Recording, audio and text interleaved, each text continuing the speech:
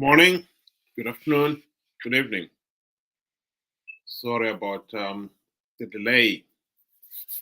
Starting today, 7 o'clock. Broadcast uh, technology. um, I've got on the screen a familiar face to many Zimbabweans, Dr. Ibo Mandaza. He had a panel of specialists talking about a really big problem in Zimbabwe, corruption. I would not want to add anything to what they said. I think they covered the subject very, very well. My bone of contention with this program and many Zimbabweans out there, especially the opposition leaders, is that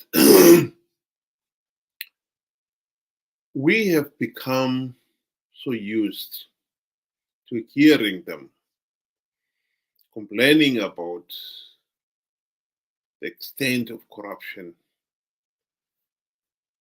and how much suffering it has brought to all of us.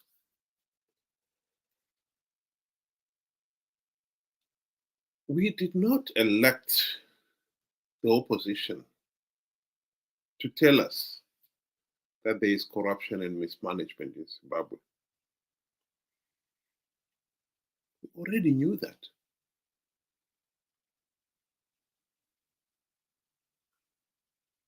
Yes, we all need constant reminding. I mean, like in this case here, the details of how Zanu PF is looting and how much. But what we need, what we elected them for, is to stop it. To stop the mismanagement and the rampant corruption that has all but destroyed Zimbabwe. I did listen to this particular program to the end. I did not really, I would not say that the program itself did justice to that subject. How are we going to stop the corruption and mismanagement?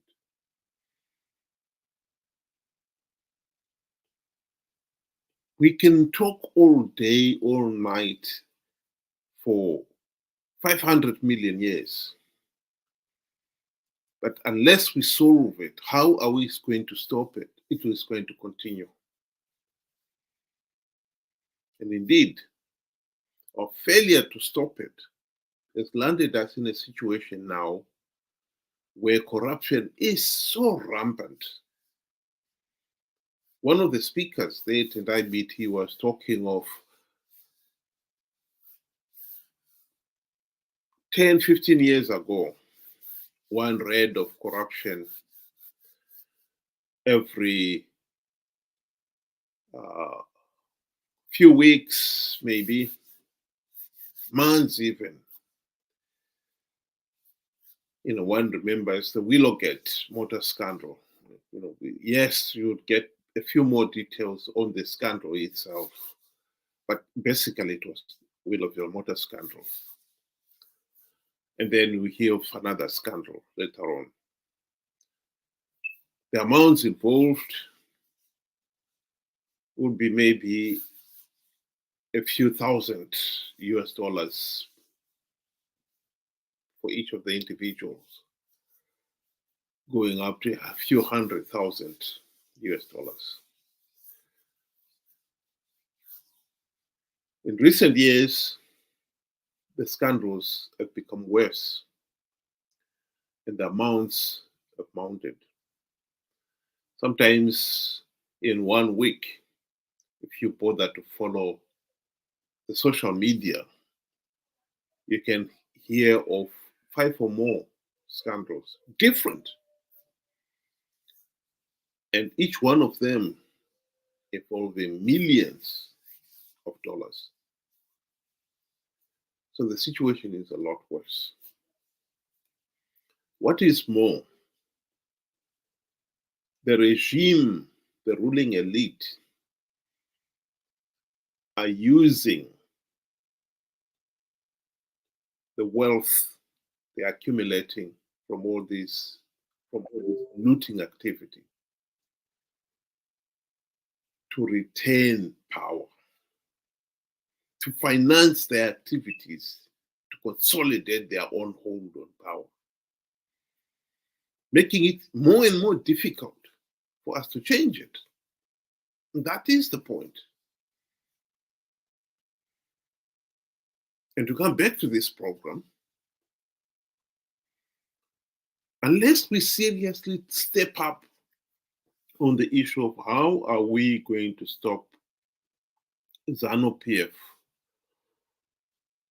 corruption and mismanagement, it's going to become more and more difficult with each passing day to do so.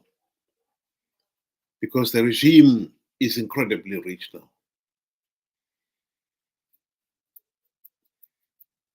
So rich, in fact, that I would venture to say that they have not only captured ZEC, the judiciary, the police, the army, and all the other key state institutions, but they've also captured the opposition itself. It is no secret that we've seen the opposition ignore its number one function of implementing the democratic reforms to stop Zanu PF rigging the elections. And that is the main thrust, the main purpose of my discussion today.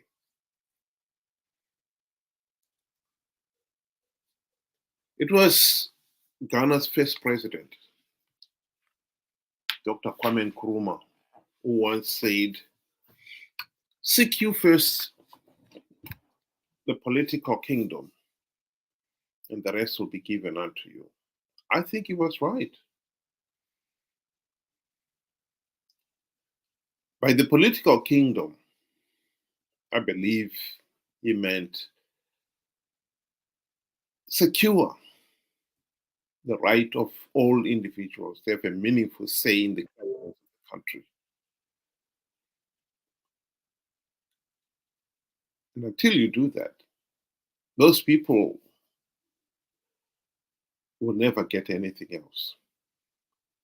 Those in power, as long as they know you cannot hold them to account, they'll promise you the moon on a silver platter, economic prosperity, Vision 2030, Kutsarushinji, and yet never ever deliver.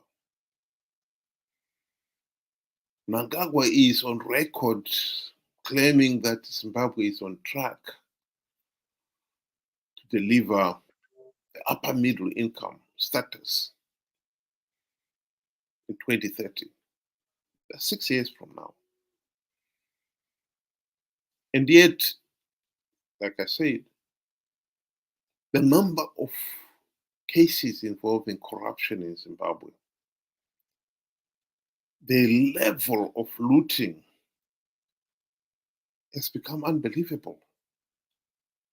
How are we going to attain this upper middle income status when all we are doing here is becoming a source of raw material to other countries? In this presentation here, Tendai Biti talks of the number of trucks loaded with lithium, leaving Zimbabwe at Forbes border post. That's just outside Mutare. It's unbelievable. He's confirming something that Farai Magu said the other day.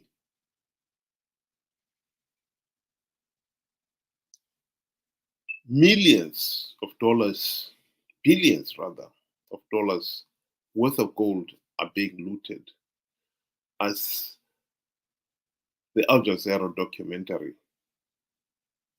a few months ago showed. How are we going to attain upper middle income status when we are wasting so much? Our education system have all but collapsed. There are no teachers, particularly in the rural areas.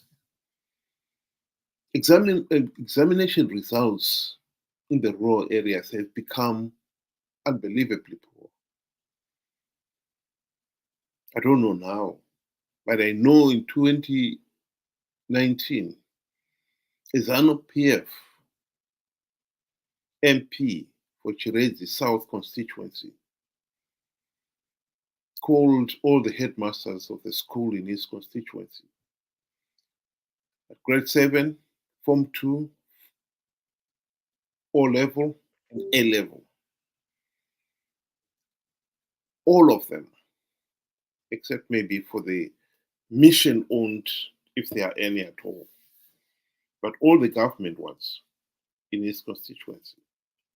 The best school with the best results at grade 7, Form 2, O level, or A level had 3% pass rate.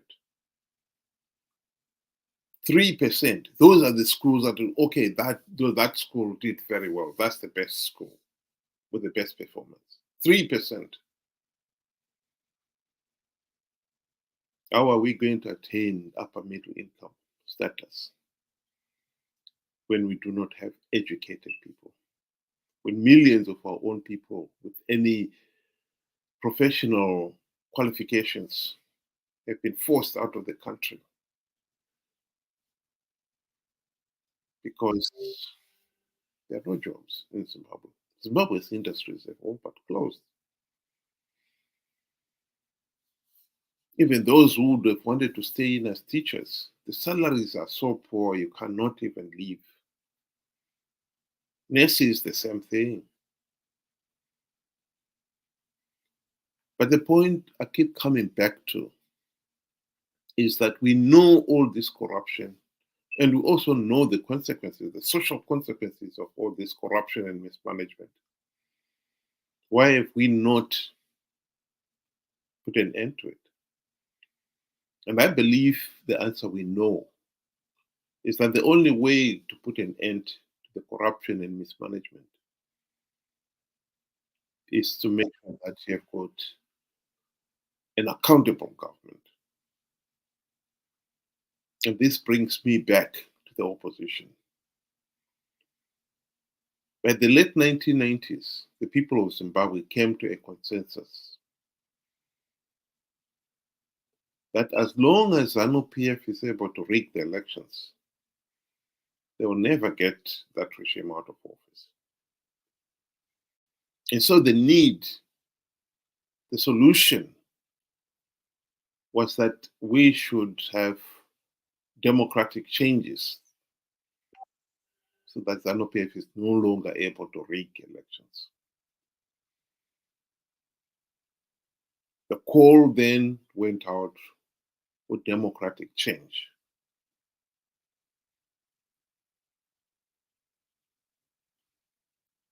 By 1999, Morgan Tsvangirai and his friends launched their party, the Movement for Democratic Change. They were riding on the popular sentiment, the popular demand for democratic change. And they were saying, we are the party, the movement that is going to deliver the democratic change. They've been on the Zimbabwe's political platform for the last 24 years, and yet they failed to implement even one token democratic change. How do I know that? Zanu PF blatantly rigged last year's elections precisely because MDC CCC have failed to implement reforms. Worse still, MDC CCC guys have been participating in these flawed elections, knowing fully well that the process is flawed, knowing fully well that by participating, they'll be giving Zanu PF legitimacy. Still, they participated. Why?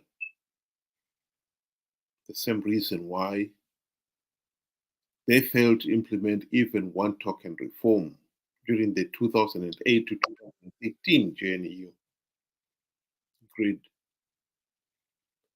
Mugabe bribed them during the GNU with the trappings of high office, the ministerial limos, the very generous salaries and allowances. And for Morgan Tsvangirai, the US, 4 million mansion in Highlands, etc., etc. And they, in return, forgot about implementing reforms. They failed to implement even one token reform. And so at the end of the GNU, Zanu PF retained its carte blanche powers to rig elections. And they did rig the elections. The 2023 elections, 2013 elections, then 2018 elections, and then last year's elections.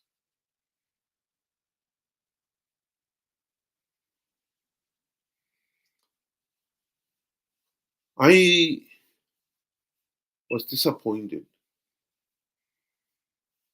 to hear the likes of Tendai Biti, who was in the GNU. He was a minister of finance in the GNU. Talk about the corruption. If it was be told, the corruption he was talking about did not happen before the GNU, and then stopped during the GNU itself while he was in government, and then continued after the GNU. It actually continued even when he was in power, when he was in the GNU, when he was Minister of Finance. Some of the corruption that we're talking about here took place. Don't believe me? Here is Professor Jonathan Moyo talking about this issue of corruption, of the 15 billion US dollars in diamond revenue that disappeared. I want you to listen carefully to the period it covered. Are you corrupt? No, in fact, this is laughable. Seriously laughable. First of all, this is an accusation coming from the most corrupt politicians and public officials in the history of our country. They cannot account for the assets that they have. The richest individual in the Republic of Zimbabwe is Emmerson Mnangagwa. The one person who was responsible for setting up Zanu PF companies when he was the Secretary for Finance of the ruling party is Emmerson Mnangagwa. There is no cent that comes from those companies, including a bank, including investments in the region, in countries like Namibia and even South Africa.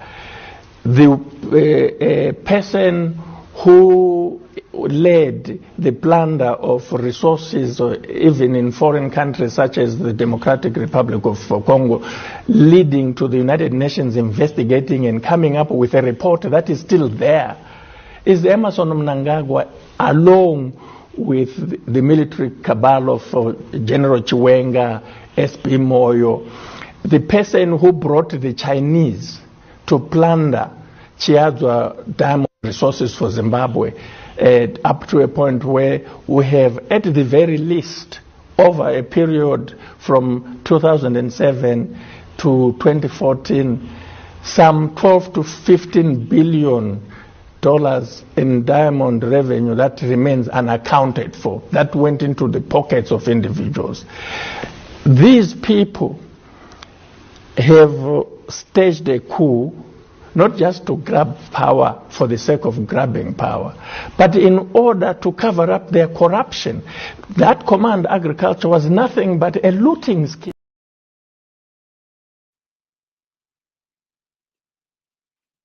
The period 2007 to 2014, the GNU was 2008 to 2018. So the looting of Marange diamonds definitely happened during the GNU. It is on public record that one of the senior government officials during the GNU who went to Marange to investigate what was going there was none other than the then Prime Minister, Morgan Tsvangirai. He came back and gave the operations in Marange a clean bill of health. A few weeks later, he was seen on a land cruise, on a sea cruise rather, having a wonderful time.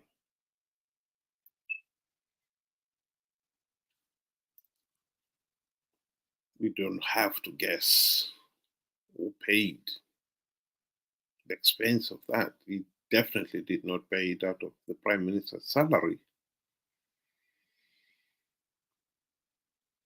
So we cannot keep on avoiding discussing the elephant in the room.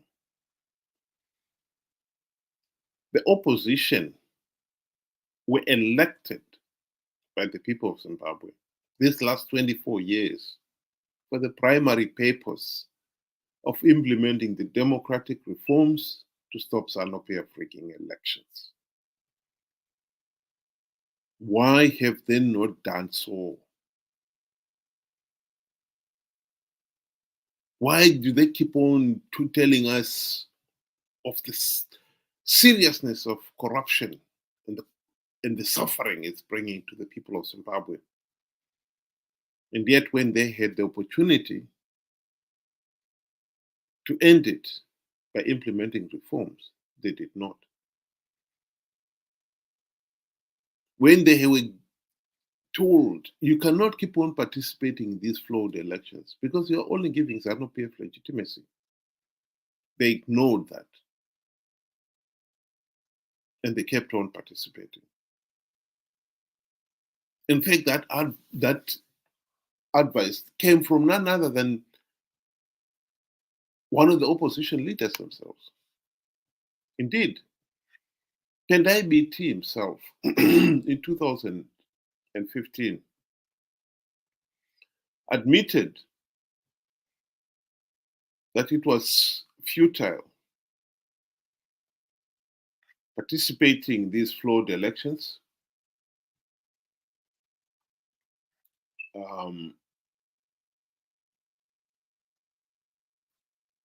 It was futile participating in these flawed elections because Zanu PF was rigging them. He was speaking to his fellow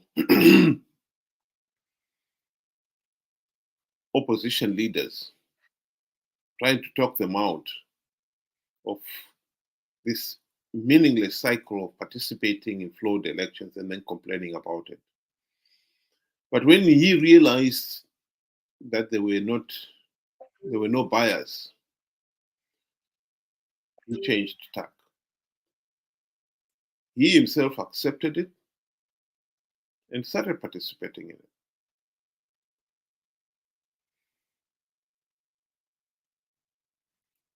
This is what he said in an interview in 2015. Look, you can't keep on participating in flawed electoral processes that serve to give big benefits to dictators such as Robert Mugabe. Mugabe has perfected the art of winning elections. His colleague, David Coulthard, went one step further to explain why the opposition were continuing to participate in these flawed elections. This is a quotation from his book, in which he is admitting that the electoral process in 2013 was so flawed, so illegal, that the only logical step was to withdraw. And he explains why he and his colleagues did not withdraw. They realized that those who stayed and participated would get the few gravity seats that Zanu PF was offering to entice the opposition to participate. And they found that enticement, that bait, irresistible. They've been participating in these flawed elections out of greed. What is shocking is they're even prepared to lie to entice the public to participate. Chamisa was lying about him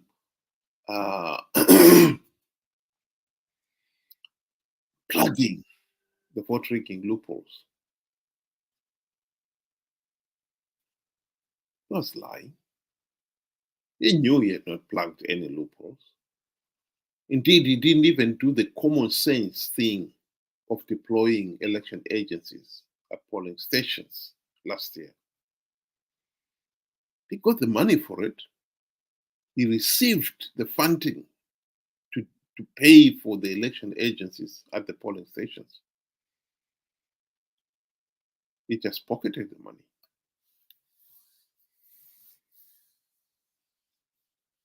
What is amazing, of course, is that there are millions of Zimbabweans who participated or cheered the participation in last year's elections. But now, even now, with the benefit of hindsight, they will not want to admit that he lied. They've got to find other excuses why he said he had plugged vote rigging loopholes when he had not done so. But to come back to this program, I find it very difficult that not only directing it to Dr.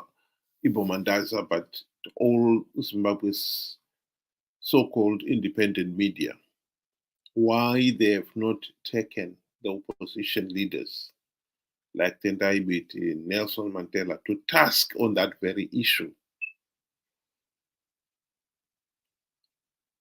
Why are you telling us about corruption and mismanagement? We know it. We know it has just been happening all along. We employed you to make sure that you stop it. And you stop it by making sure that Zanu PF stops rigging elections.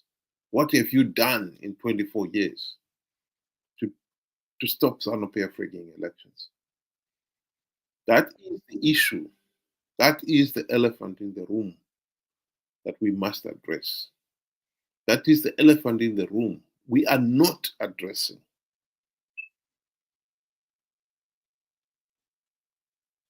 Details of how Zanu PF is rigging, yes, it's very interesting. It's all very important. Yes, I totally agree.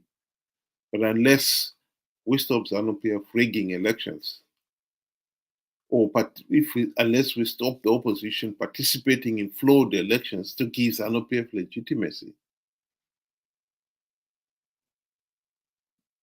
nothing will change. I emphasize again that the looting of the nation's resources has reached nauseating heights. And unfortunately, this has made tyrants like Mnangagwa incredibly rich. And yes, he creamed off some of that wealth to corrupt all the key players in our electoral process.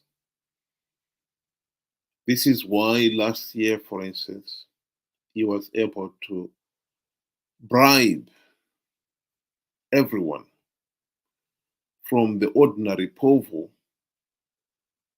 with the chicken in and chips boxes and a soft drink to the Jews buying them twin cab lorries. Church leaders, same thing.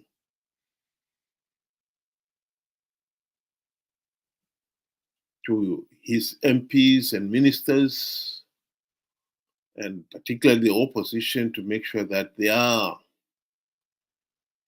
he wastes their appetite to participate in these flawed elections no matter what. He granted them 40,000 US dollars housing loans just a few months before Parliament was to be dissolved. Of course, the same housing loan has been granted to the incomers.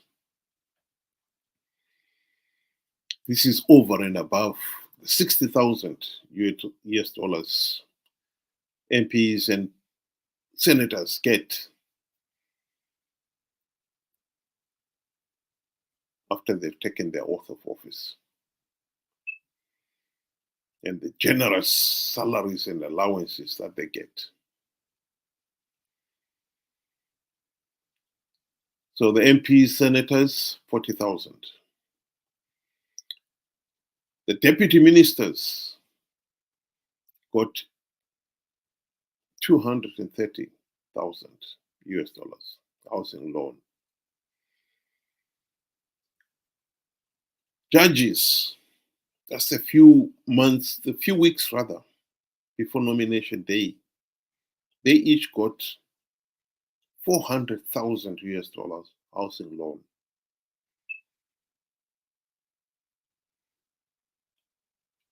And the ministers, $500,000 US dollars, not Zimbabwe dollars, US dollars. Where does he get all that money? Men believe that he must have spent at least 5 billion US dollars. Wow. He's the godfather, as we learned in the Al Jazeera Gold Mafia documentary. He is the godfather of the corruption there.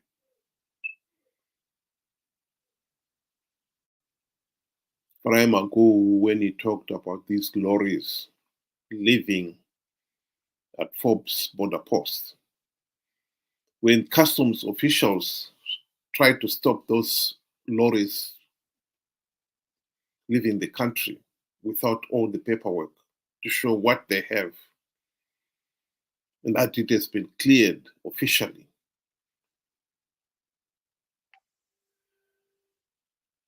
they were confronted by none other than the First Lady, Auxilia Mnangagwa. He drove there and told them, "Who are you to stop those lorries from crossing the border?" And they were cowed down and they let the lorries drive through. You can only guess what Mnangagwa and his wife cut is of each lorry carrying 30 tons of lithium.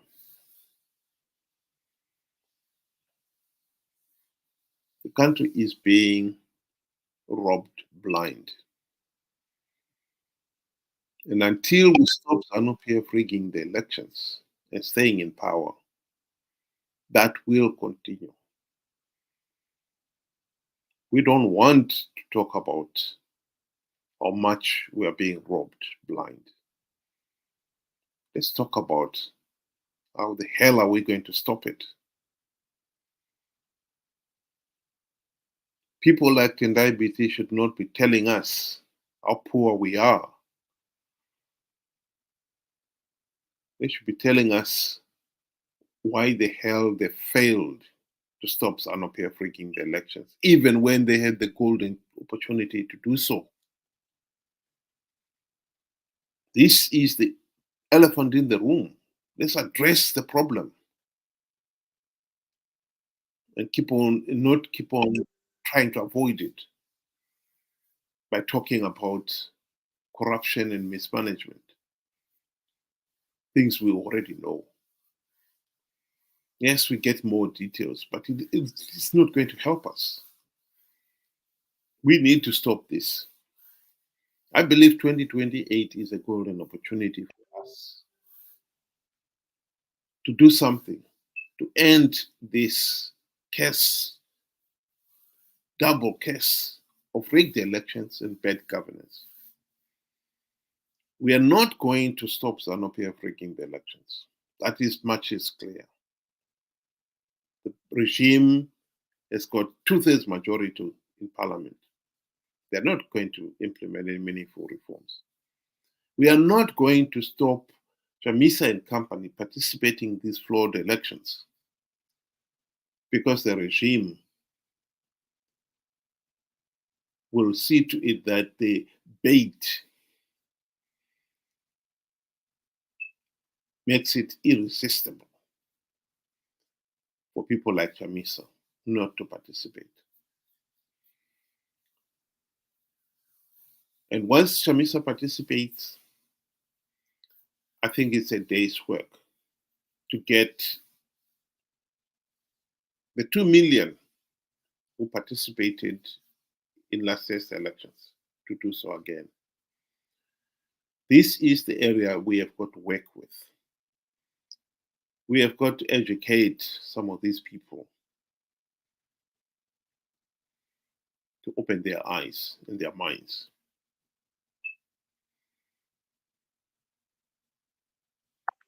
Of course, it is foolish to keep participating in a flawed election that is so flawed, so illegal, that the only logical step is to withdraw, and yet you continue participating, knowing that when you have participated, all you are doing is give legitimacy to Zanu PF. All you are doing is perpetuate your own suffering. But we realize that we have got some of the most ignorant, naive, and gullible people. We cannot deny that this Chamisa Chete Chete brigade are doing so out of this personality cult mentality.